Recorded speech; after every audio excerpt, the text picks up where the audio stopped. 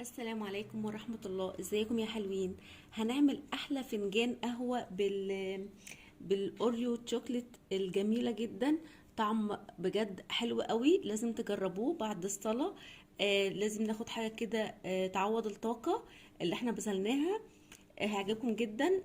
فنجان قهوة بجد طعمه يجنن، وكمان مع تمرة او 3 تمرات سنة على الرسول عليه السلام. بجد هيبقى يعني هيدينا طاقة كبيرة جدا لحد السحور. تعالوا بينا يلا نبدأ نشوف احنا عملنا فنجان القهوة اللي بالأوريو ده ازاي. طعمه يجنن، لازم ندخل نشوف الفيديو للآخر. دلوقتي معايا فنجان القهوة اللي انا هشرب فيه، حاطة فيه مقدار المية بتاعتي. معايا شوكولاتاية أوريو، طبعا ممكن تكون الملكة العادية اللي هي بالحليب.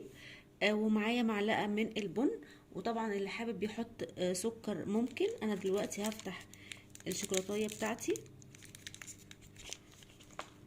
بالشكل ده كده. هحاول بس اقسمها.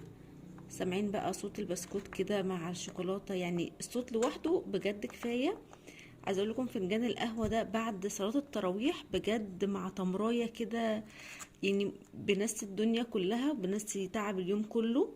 بجد حلو جدا، لازم تجربوه. دلوقتي هعمل ايه؟ دلوقتي في كنكة القهوة بتاعتي انا بحب جدا اعملها في الكنكة الألمونيا، وطبعا دي حرية شخصية زي ما احنا حابين نعملها.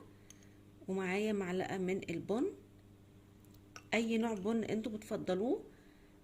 وطبعا اللي حابب يحط سكر يحط، بس انا هحط الشوكولاتة بتاعتي فمش هحط سكر.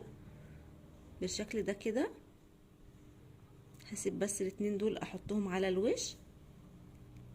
دلوقتي على اعلى نار عندي، احنا متعودين دايما نعمل قهوة على اهدى نار. لا، جربوا الطريقة دي هتعجبكم جدا. وهنقلب في اتجاه واحد، يا اما يمين يا اما شمال، على اعلى نار وعلى اكبر عين. بالشكل ده كده هفضل اقلب فيها لحد ما الشوكولاتة تسيح، وكمان القهوة بتاعتي تبتدي تفور. زي ما انتم شايفين التقليب مستمر في نفس الاتجاه على نار عالية جدا، وهتطلع بوش كبير جدا. وما تخافوش، وجربوا الطريقة دي وقولوا رأيكم في الكومنت.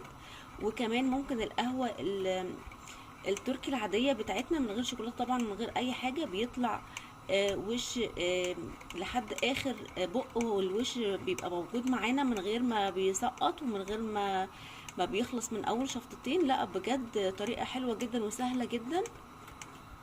شايفين الوش ابتدى يتكون؟ كل ما بنقلب كل ما الوش بيتكون وبيتقل، وبيبقى معانا الكمية اكبر. اول ما تبتدي تفور هشيلها من النار على طول.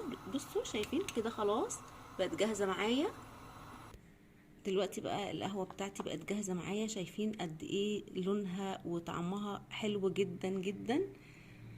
ودول كده هيسقطوا في تحت، بس اخر بق من القهوة هيبقى طعمه كله شوكولاتة.